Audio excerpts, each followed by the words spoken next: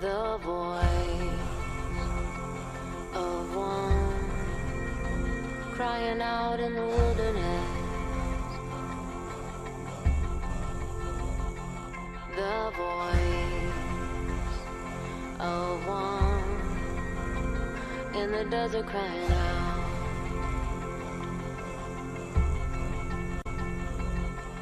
The voice of one crying out in the wilderness. The voice of one in the desert crying out.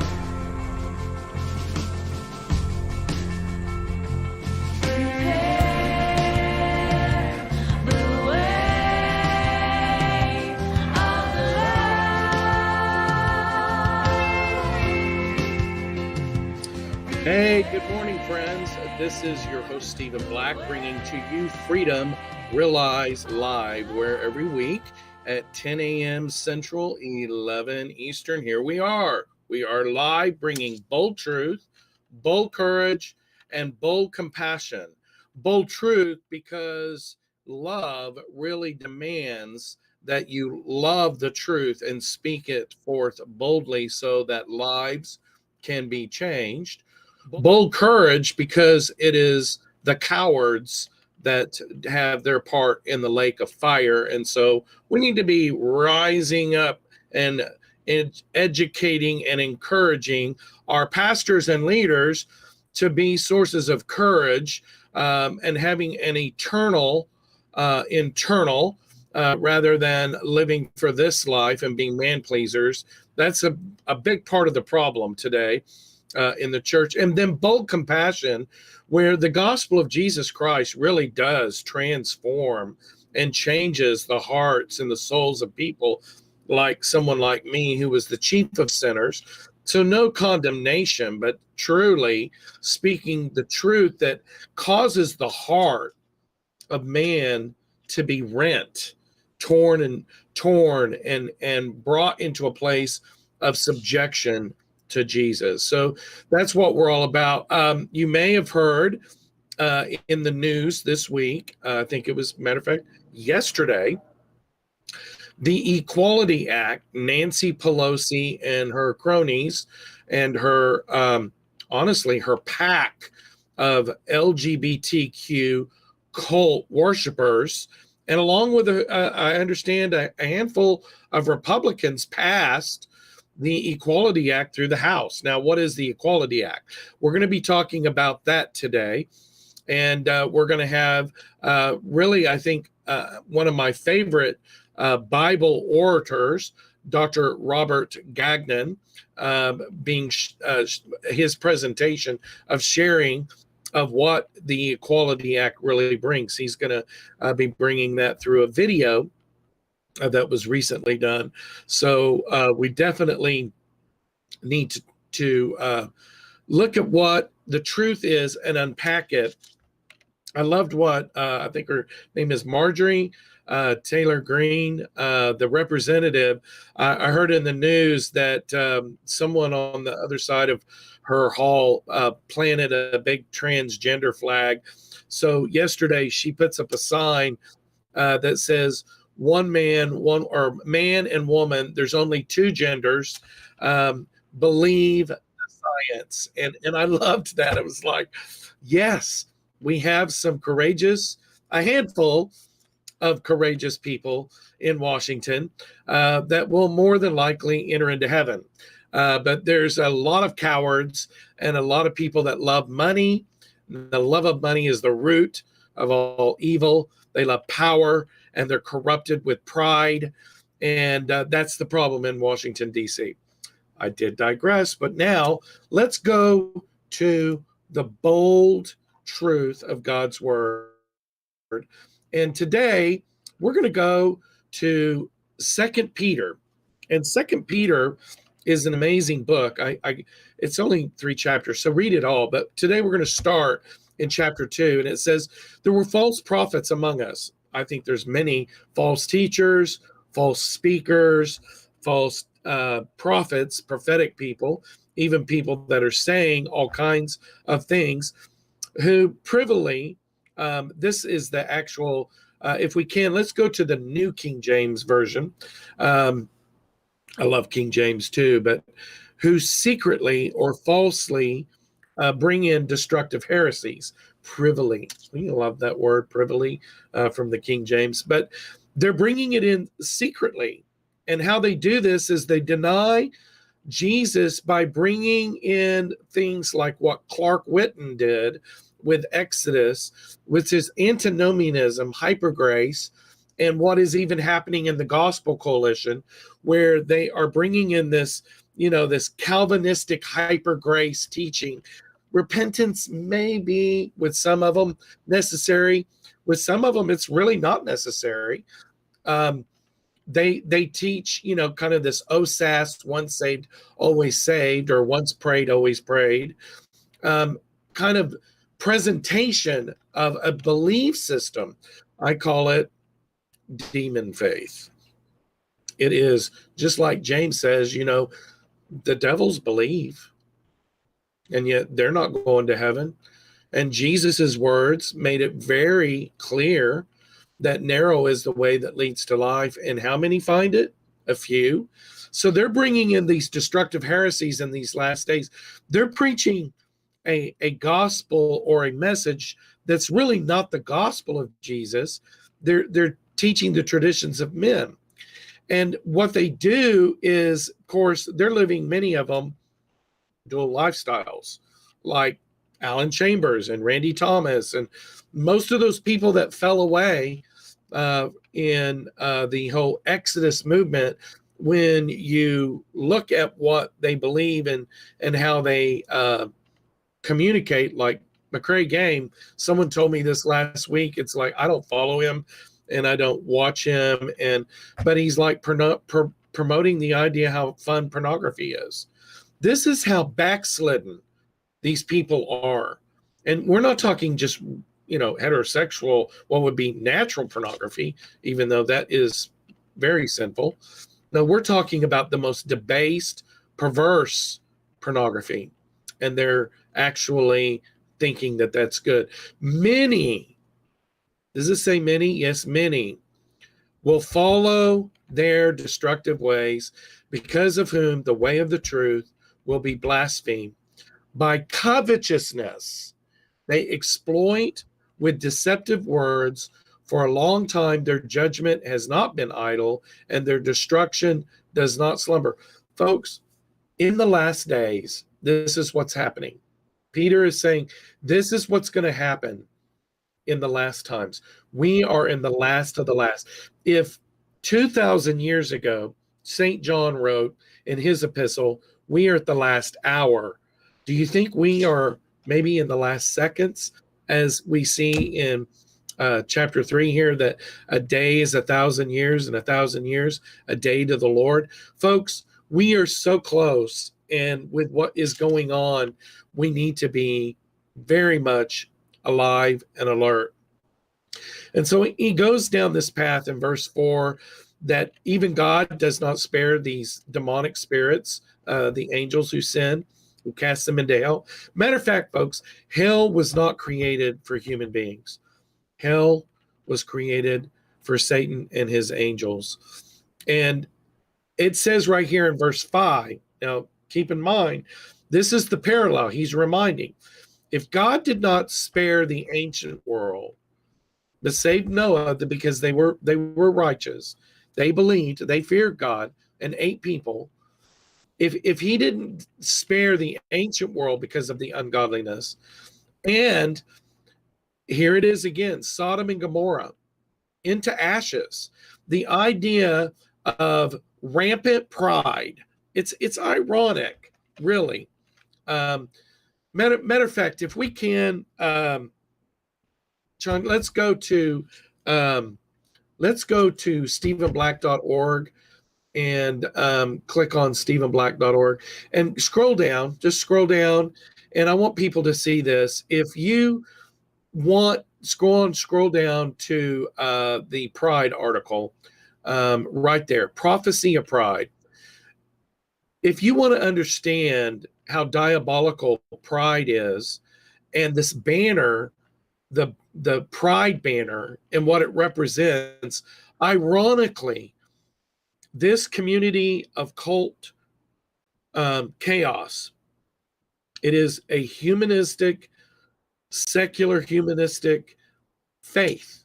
They believe that their behaviors are equal to God's divine intention of male and female. See, heterosexuality is innate. It's not just an orientation.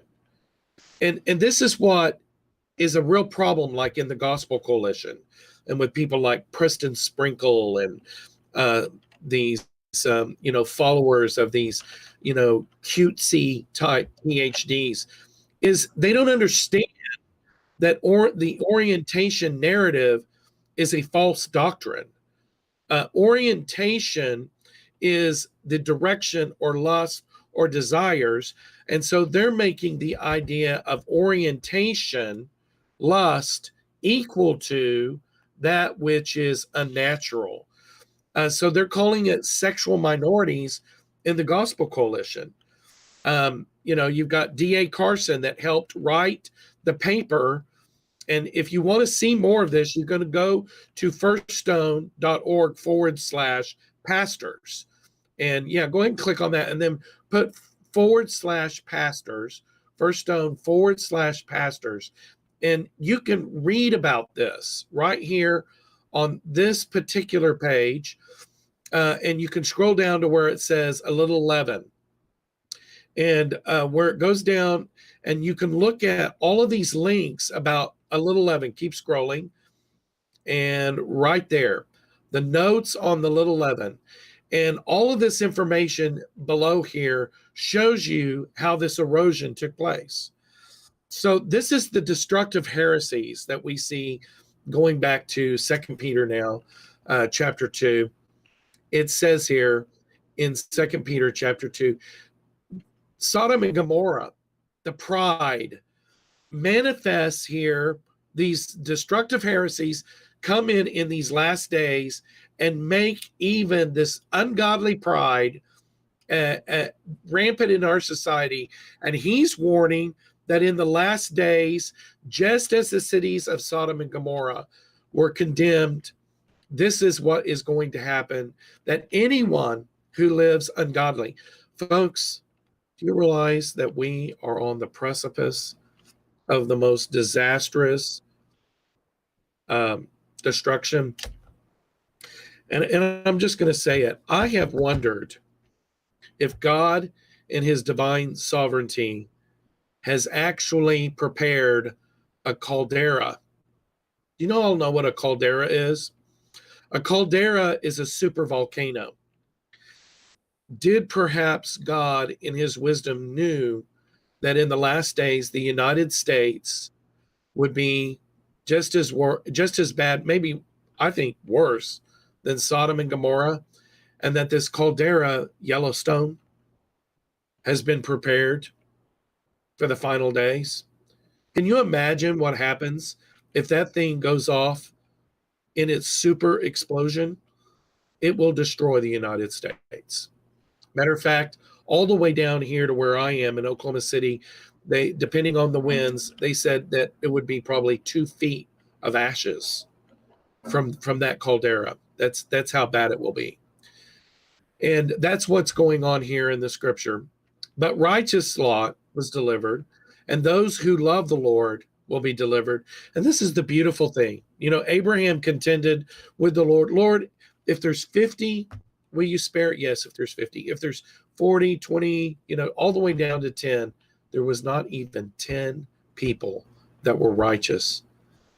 And so the angels rescued them, delivered them, and but all who were oppressed by filthy conduct of the wicked, they in that day, they were delivered. The righteous soul, and the righteous soul will be delivered. And that's the beauty of our Lord. Verse 9, then the Lord knows how to deliver the godly out of temptation, but he also knows how to reserve the unjust for punishment of the day of judgment and especially those who walk according to the desires, the lust of the flesh, their orientations that are unclean, and they despise the authority of God. They despise authority. They're presumptuous, self-willed. They are not afraid to speak evil of dignitaries. They're always combative, righteous authority. Verse 12, these people are like brute beasts. They're walking around. They're like animals, speaking evil, utterly perishing in their own corruption. They will receive the wages of unrighteousness because they count it a pleasure to even carouse right in the middle of the day now. I mean, these gay pride parades and the perversion that goes on in our streets are more outrageous than ever before. And so let's go ahead and scroll down to let's start there in 18. For with great words of emptiness they allure through the lust of the flesh, through lewdness. And this is what they're doing even in this culture. I tweeted out something that the numbers are actually going up with people that are embracing, non-binary, the idea of not even wanting to fit into cultural norms of male and female is going off the charts because of this perversion that has come into the public schools. And isn't it interesting? Verse 19 there, I think it's really interesting. They promise liberty while they themselves are slaves of corruption. By whom a person is overcome, by what they are overcome by, is bondage. For if, after they escape the pollutions of this world through the knowledge of Jesus, this is what's so terrifying about those who fell away, and then entangle themselves, the latter end is worse from the beginning. In other words, they're going to get worse because they did not fear the Lord. The fear of the Lord is like a fountain of life. If you taste the fear of the Lord and do righteousness, and knowing that every motive and intention and every word is going to be judged, then you want to walk circumspectly. That means you walk with an eternal internal that you're judging your hearts and motives. It would have been better for them to have never known the truth, to turn away from the holy commandment.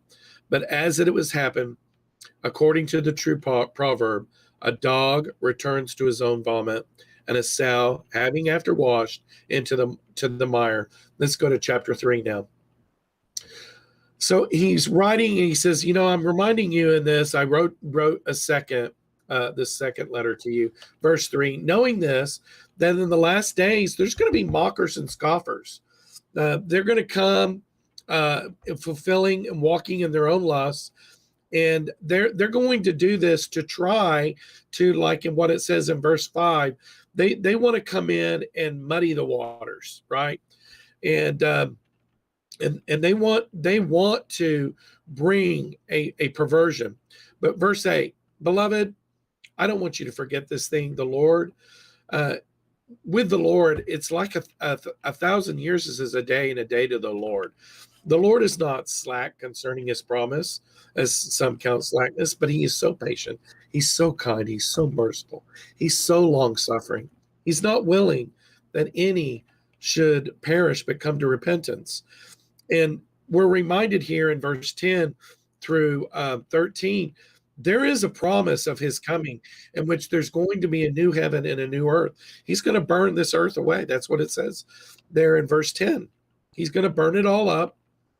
The earth is going to be burned away. And then God, in verse 12, it says, being on fire, the elements will melt with fervent heat. And then this righteousness, earth becomes heaven, what the Revelation talks about. And therefore, verse 14, you should be found diligent, because this is so important, because we need to be saving souls. We need to be delivering people. In verse 17, you therefore, beloved, since you've known this, since you've been warned, lest you fall away from your own steadfastness and be led away with error and wickedness. Folks, that means you can be led away with error and wickedness. That's why grow in the grace and the knowledge of our Lord Jesus Christ. So there is so much hope here, and that's our bold truth today. I want to look at 2 verses in Psalms and reminding from where we left off last week about having hope in this persecution. We are going to be persecuted, but behold, the eye of the Lord is on those that fear him, who have hope in his mercy. Isn't it wonderful to have hope in the mercy of God? And then Psalms 147:11, it says the Lord takes pleasure in those who fear him, who hope in his mercy. So let's go to bold courage now and look at a few news items. Acting President Biden, executive order, he's already signed the Equality Act, basically with what's called combating discrimination based on gender identity or sexual orientation. So even if the Equality Act doesn't pass in the House, policies, procedures, companies, civil organizations, city ordinances, county ordinances, policies in colleges, Fortune 500 companies, all of these people are going to start bowing down to the LGBTQ plus sign, cult, chaos mentality, and they are going to demand that people embrace this, or they're going to lose their money, their banking, their jobs, their employment. The very thing that this guy you're getting ready to see opines away about the LGBTQ, which I've never, you know what, I have never even met, ever. Even when I was a gay man, have I ever met anyone that was kicked out of their apartment or kicked out of a house or denied a restaurant or denied any services at all, but they're saying it's happened like it's happening like when we had slavery in this country. It's ridiculous. It's a lie. And so you see this, you see that they like another news item, the next one, the United States still needs this Equality Act. So they're opining away, crying that they're being persecuted, that somehow the gays are, well, they're just being bullied, and it's just not true. Now, I'll be the first to tell you, yes, I was beaten by some bullies, but people are beat up all the time in all different facets of life. It's not like it's a characteristic of, especially in this day of what's going on. Washington Post, but it should be the Compost, also has, sweeping protections for LGBTQ. So let's listen to now how the HRC spends it in this video. This is what they say. It's hard to believe you can be fired for this, but it's true. Half of Americans live in a state with no legal protections for LGBTQ people.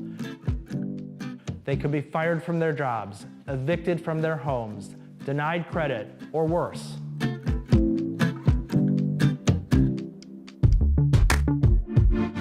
Imagine you're a gay couple celebrating your anniversary. You walk into a restaurant to have a nice dinner. The manager or the server doesn't approve, says they won't serve you, tells you to get out. That's wrong. Imagine you're a transgender woman and you walk into a store to buy a dress. The clerk decides they don't like transgender people, doesn't want to sell you a dress, tells you they won't sell it to you. That's wrong. Imagine you're a lesbian couple with 3 kids. You've been dreaming of buying a house. You walk into the bank to get a home loan, but the manager of the bank doesn't approve of your relationship, doesn't like your family, refuses to give you credit. Imagine you're a gay couple who just got married, the best day of your life, but then your landlord finds out, decides to evict you. Imagine you're a transgender kid going to school every day. Your teacher won't use the right pronoun.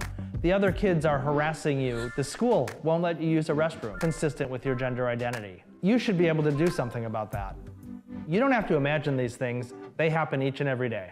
That's why we need the equality. Stop there. That is a lie, folks. But that's what the Human Rights Campaign wants you to believe.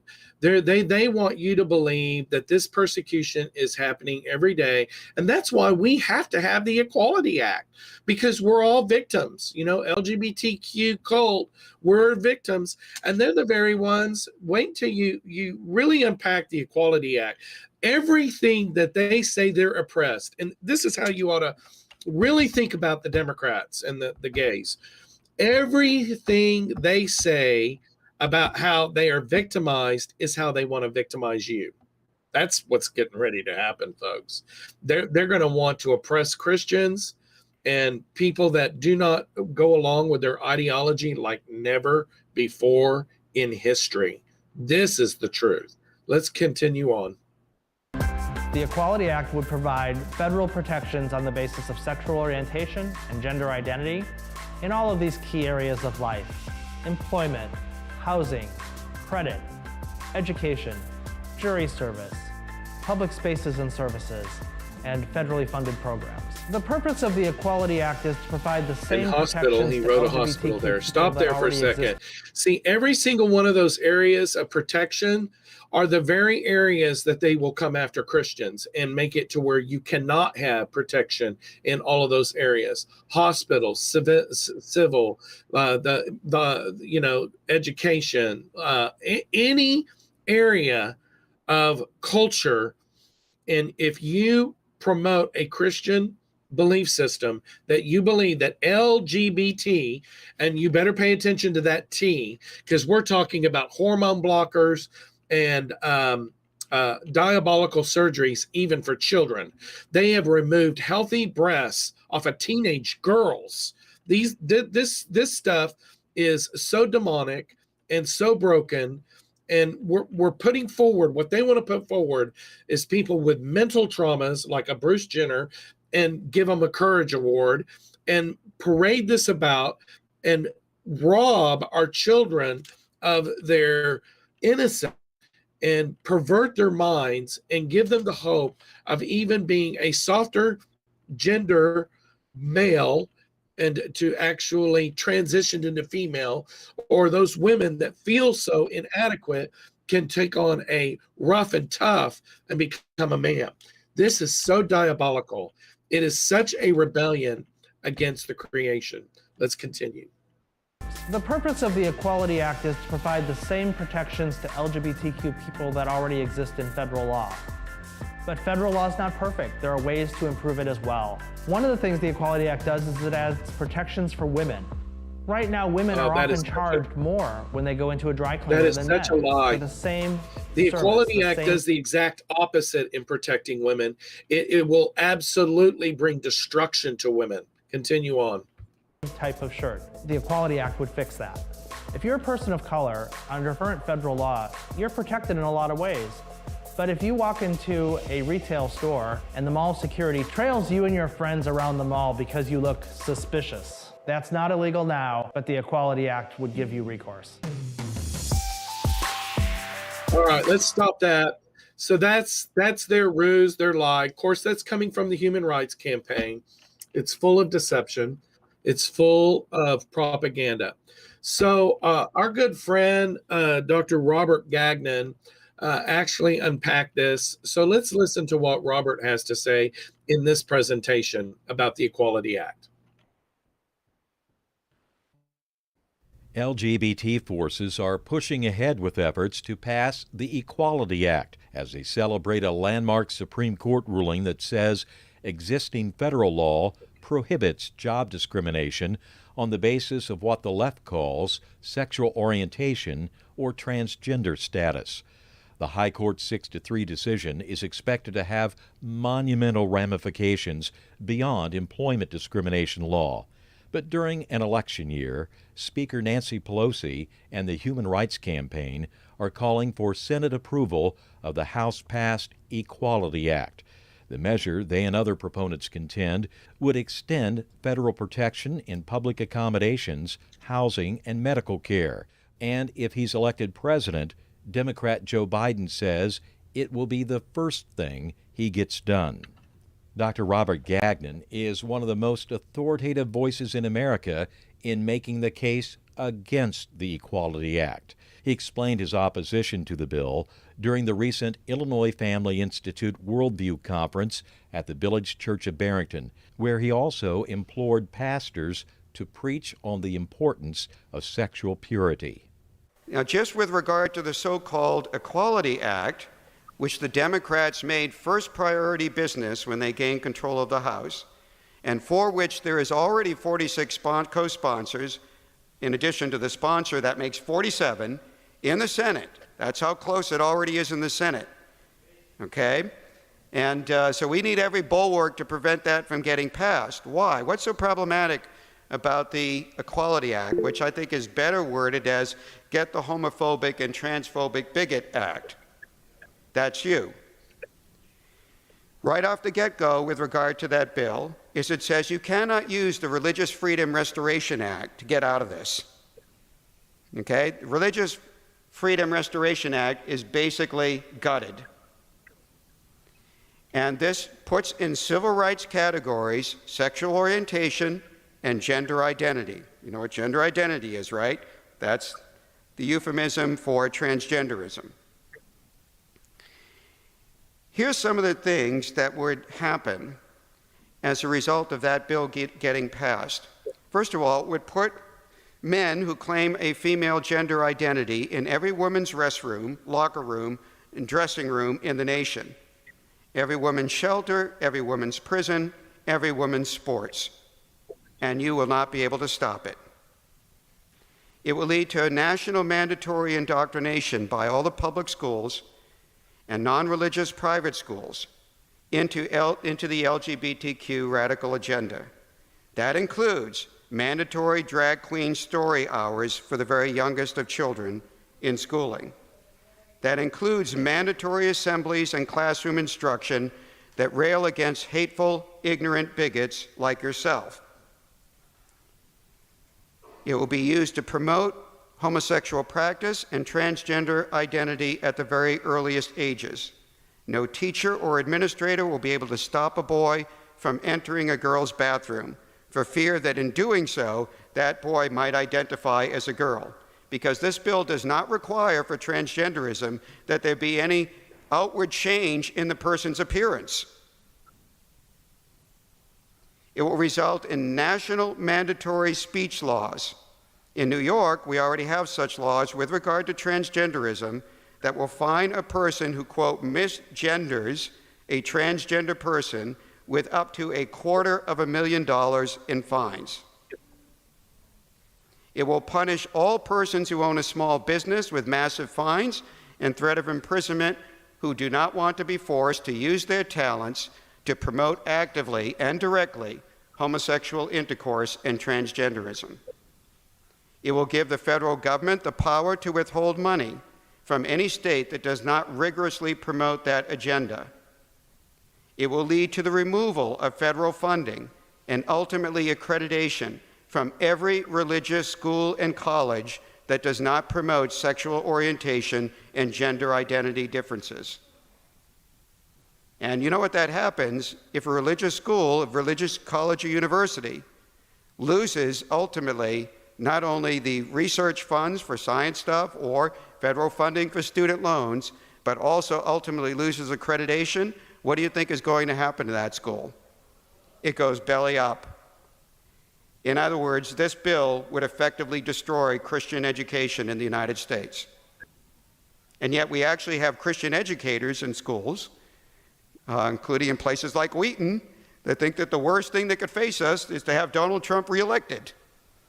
And I'm thinking, you even realize you're going to end up losing your job? Yeah. I know what it is to lose a job. It's not a pretty thing, not a happy story. It will give the state the power to remove your own children from your own home and prosecute you for child abuse if you do not affirm your child's transgender wishes to be called by the name or pronouns at odds with their biological sex. Can you imagine the state taking your children out of your home? It will ban any sexual orientation change therapy or indeed any attempt to deter people from engaging in homosexual practice or transgender change.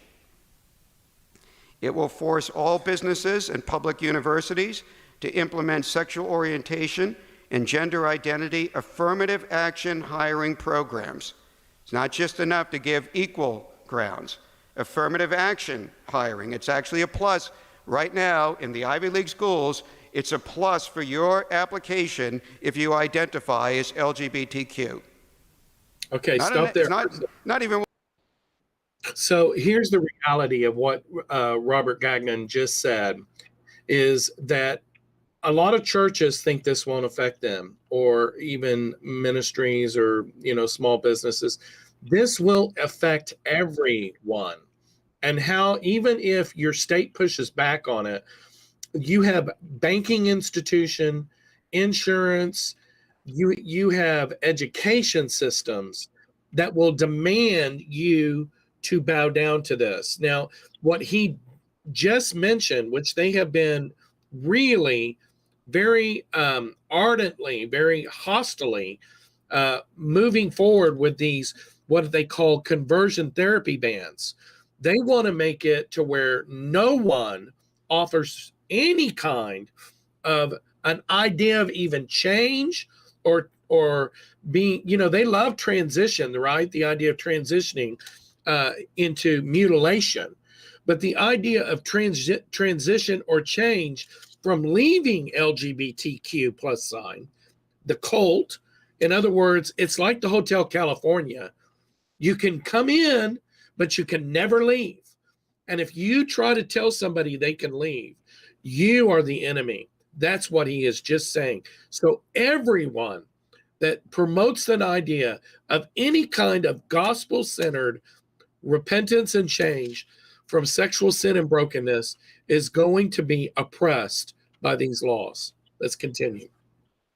It won't do you harm. It will actually do you good to put that in. Employees will be required to report to human resources, any employees who are overheard speaking negatively, fellow employees as well, who are overheard speaking negatively about gay marriage, homosexuality, or transgenderism. You will be reported to HR and dealt with accordingly. Even if you only post on social media outside of the workplace, you will be so reported for creating an unsafe environment in the workplace. It will force doctors and nurses, even at Catholic hospitals, to perform, quote, sex reassignment surgery, even to minors. It will force health professionals who attempt to warn youth and adults about the damaging effect of puberty blockers or transgender surgeries will be fired. It will put churches in jeopardy of losing their tax-exempt status. See Beto O'Rourke for that. By the way, in that Democratic primary where he said that any church that does not promote homosexual practice and transgenderism should lose its tax-exempt status, no other Democrat contender rebuked him. They just don't have the guts to say what they want to do because they still feel they need to get elected. Beto found out you can't get elected and say that view overtly. They just hold it secretly at this particular point in time. They're deceptive and liars. And they will make church buildings accessible for functions promoting homosexuality and transgenderism, including gay marriage, if you allow your building to be used for anything other than strictly church purposes.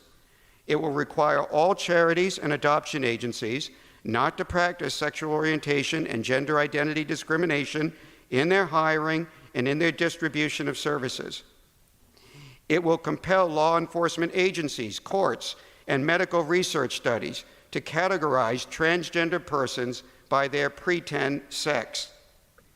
It will exclude from all political, corporate, academic, professional, and judicial hiring and appointments.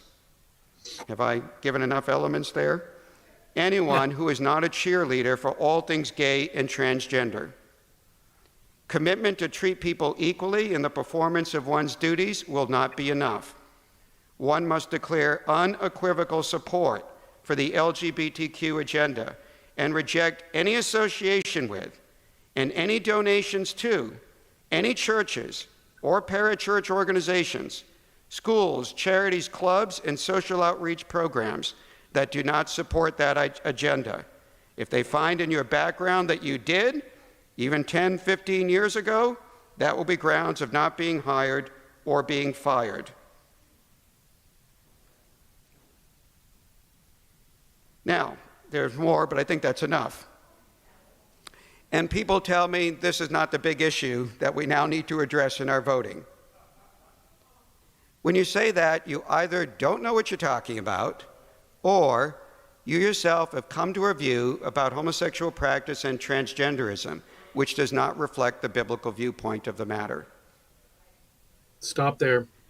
In other words, you are a very compromised Christian and you do not have a worldview that is truly biblical.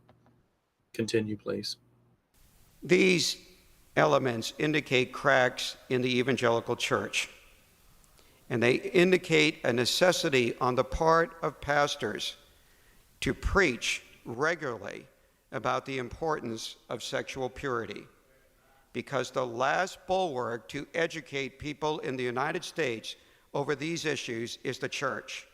And if the church will not do it, then nobody will.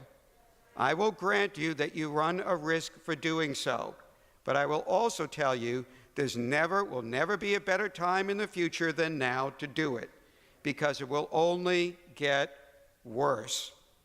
So everybody, the old scriptural adage, metaphor, gird up your loins and prepare for battle.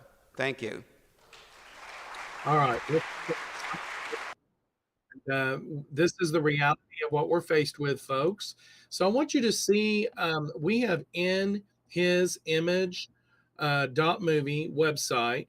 And if we can, let's go to that website, inhisimage.movie. And you can see that over what's beautiful about In His Image movie is that there is now over 358,000 people that have seen this movie. And we have some amazing contributors. You can see the contributors there. If you click on contributors at the top there, there's a place where you can see the contributors. And all of these people offer great knowledge about this. And in these two videos that we're getting ready to watch, there are experts that have dealt with exposing gender education and transmania culture. But I highly recommend that you watch the movie, and then you can go underneath resources there and videos. If you go down to videos, you can actually see what we are getting ready to watch. So if we can, let's go ahead and watch the gender education video. And listen, this is what's happening.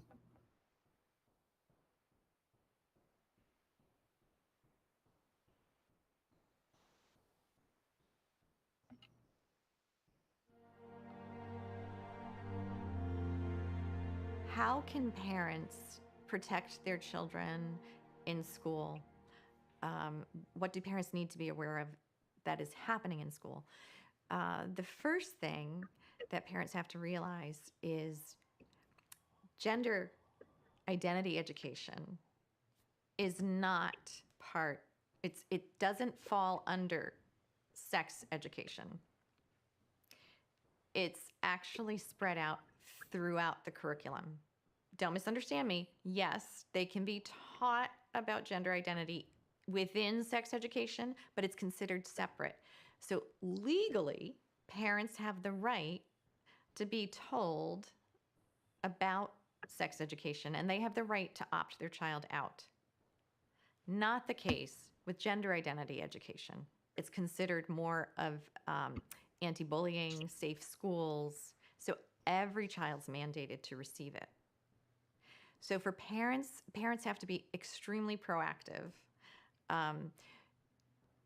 When it comes to preschool and kindergarten, even that young and older, I say meet with the teachers, meet with your child's teacher and ask them. So what do you teach about gender and sex? Do you use the genderbread person Do you use the gender unicorn or the gender elephant? Do you let children choose their pronouns? These are questions you have to ask. What's a genderbread person, a gender unicorn, or a gender elephant? They all are used to convey the same lies. The unicorn is used most often, but those 3 images can still be found. I'll use the gender unicorn as the example because it's the most commonly used. The gender unicorn is a bright and colorful poster, very engaging and appealing to young children. And it claims that we are all born with a biological sex that may be male, female, or something else, intersex.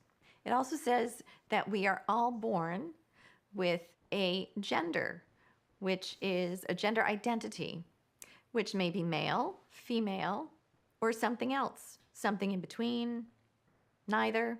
Then you also have emotional sexual attractions. You also have physical sexual attraction. You may be physically attracted to males, females, or something else. And this is how... Is there science behind this? No. Where did it come from? It came from the mind of an LGBT activist. Basically, it's dangerous propaganda. The so-called experts and transgender activists will tell you that this isn't going to derail children's normal development. Every child as young as 2 knows what they are. And that's why if they persistently and consistently insist they are not their sex, well, by golly, they were born that way and they know it. All right. False. Lie. Dr. Lawrence Kohlberg was a psychologist who actually laid out the stages, the cognitive stages for gender identity development. Most children by age 3 can correctly say, I'm a boy or I'm a girl. It's not until age 5 that most children understand girls become women and boys become men. It's not until age 7 that the kids understand if a man gets into a dress and puts on makeup, he's still a man. So children age 7 or younger, they may believe that those drag queens at the local library really did turn into women. They don't understand that sex is permanent. Why? Because, as I said, our thinking and our feelings develop over time as a result of our learning. There is such a thing as socialization and learning. So if you are allowing your child to be exposed to these lies at a young age, you are absolutely setting them up to have their normal psychological and sexual identities derailed. And the majority of Americans are not aware of this. Some parents say, well, that's never going to affect my children or my family. No. Every child is at risk. There you go. So now I want us to look at the second video, transmania culture, and what is taking place, building upon the attack on children, and then this next video.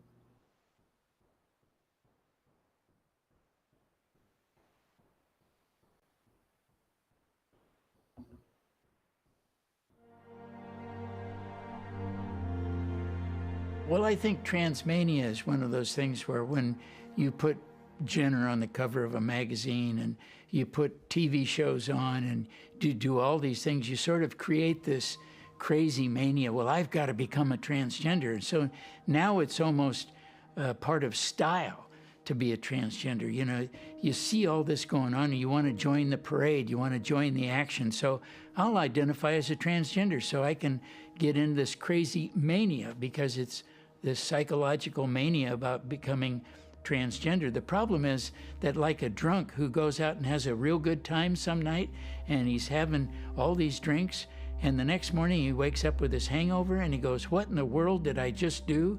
That's what happens when people hit the wall on their transgender life and think the only way out of it is to commit suicide. So the mania is a temporary reprieve from reality and who you really are, and you live out this crazy notion that you're a transgender person. Isn't it interesting that a transgender person has no gender, right? They want all these things. A transgender is what? They're half one and half the other. They've been altered surgically, hormonally, but are they really? No. Have a biological test, you'll find they're still the same. Nothing ever changed. With the last few years, we've seen an increase of calls coming from parents, specifically girls, and it seems to be more around the celebration. The media has celebrated this, that if you are looking for a place to belong, the LGBT says, come on in, we'll accept you. Well, maybe you're gay, maybe you're transgender, and kind of coach them in that. And sadly, there's a lot of coaching that goes on online. So I ask the world to consider what's going to happen with a generation of young children or teenagers that we are coaching, that we are approving of transitioning when they become 35 and 40 years old. And where are they going to be on the suicide anxiety scope? Where will they be on the suicidal scope as well? Cultural-wise, we're seeing a big change, and I believe some of that, if we look back at Dancing with the Stars, when Chastity Bono had come on to the show as Chaz, that was the beginning of parents calling and saying, my daughter sees Chastity being very happy, she seems very healthy, and saying, see, she's happy. Well, we can appear differently on television or even in front of friends and not really know the pain that's behind the scenes.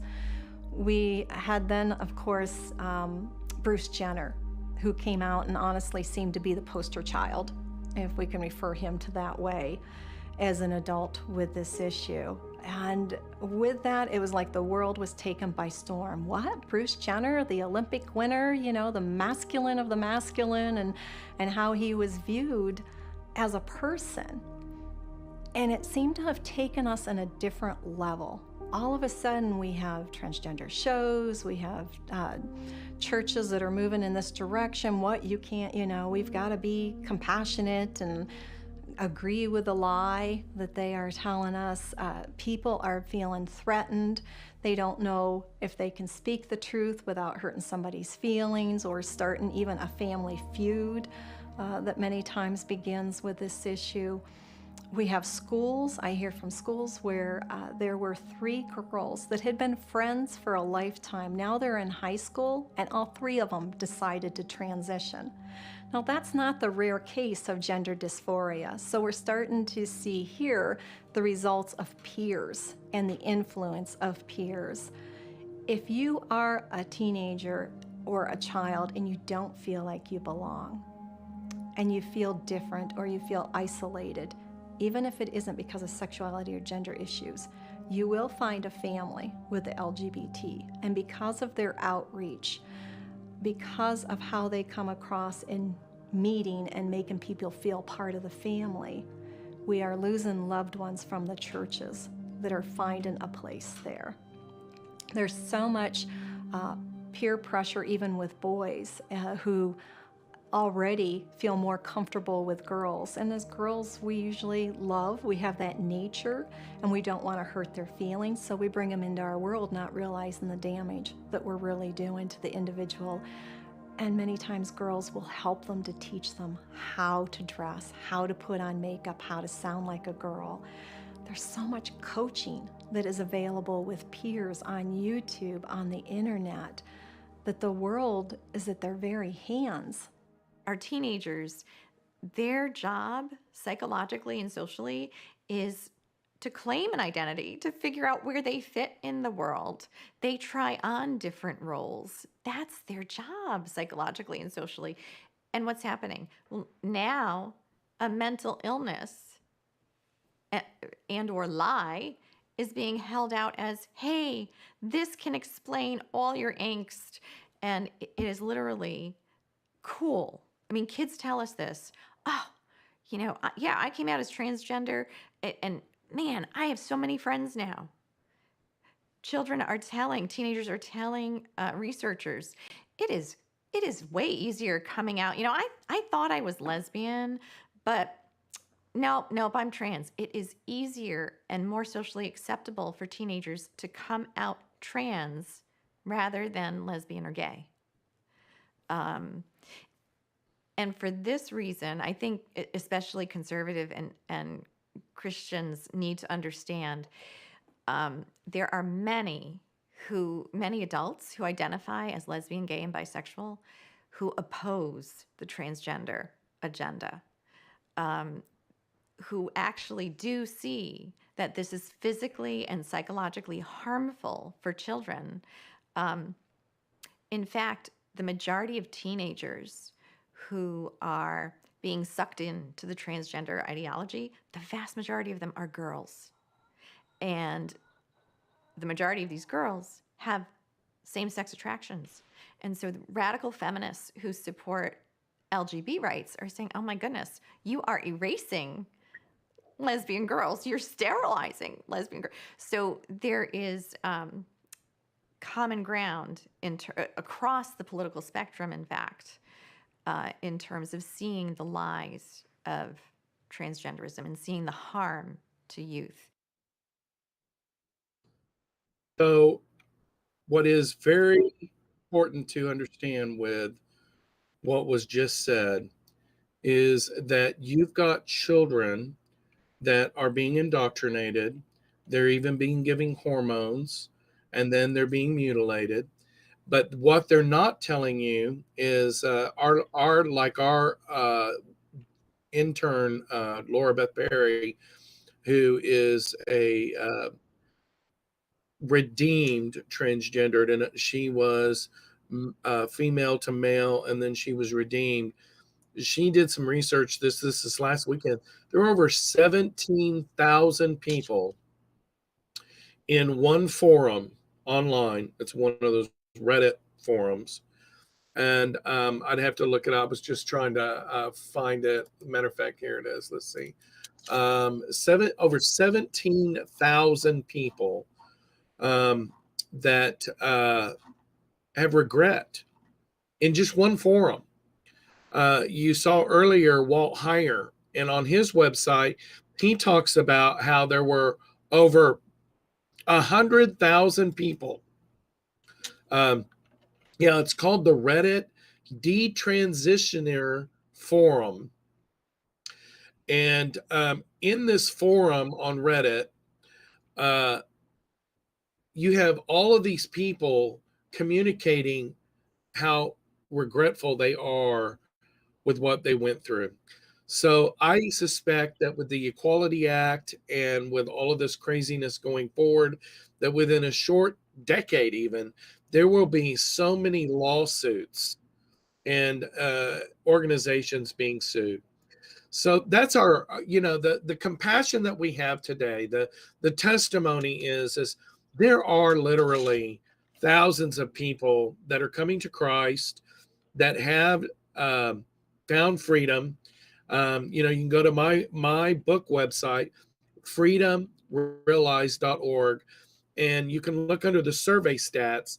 And we know that even through this one ministry, that 72 to 73% of people that went through our ministry, this one ministry, that 72 to 73% found lasting freedom.